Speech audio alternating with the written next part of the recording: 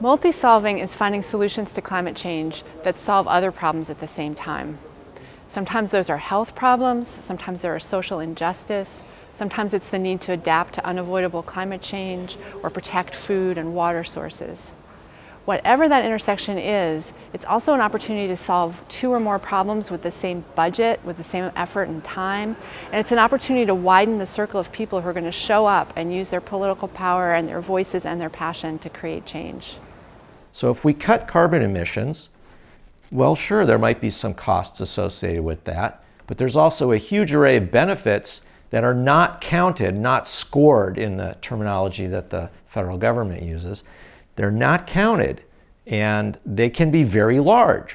So one of the most exciting themes that we're noticing here at the Paris climate talks is the way that people are connecting the dots between climate change and other issues. So in other words, we're really seeing multi-solving as a way of thinking that's permeating not so much the negotiations themselves, which are still 99% focused on carbon, but outside of the negotiations focused on the intersection of carbon and something else.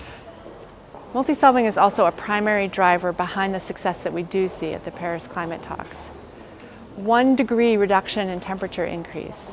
37% of that reduction due to the pledge from China, a pledge that was motivated largely by reducing air pollution and capturing a public health benefit. The US pledge, backed up by President Obama's Clean Power Plan, a plan he communicated to the American people about in terms of the health co-benefits, reduction of asthma and respiratory disease. At the conclusion of the Paris talks, the world is going to step forward into two challenges. The first of those is to implement what's already been promised, and the second is to take those promises even further, more decarbonization at a faster rate.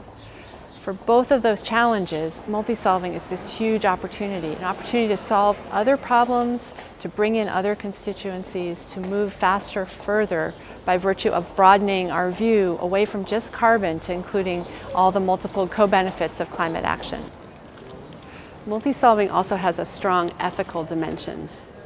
If we keep a narrow focus only on climate change and turn our eyes away from the immediate needs of the people around us, there's an ethical deficit in that kind of a stance. There's people who are hungry today, people who are in poor health today.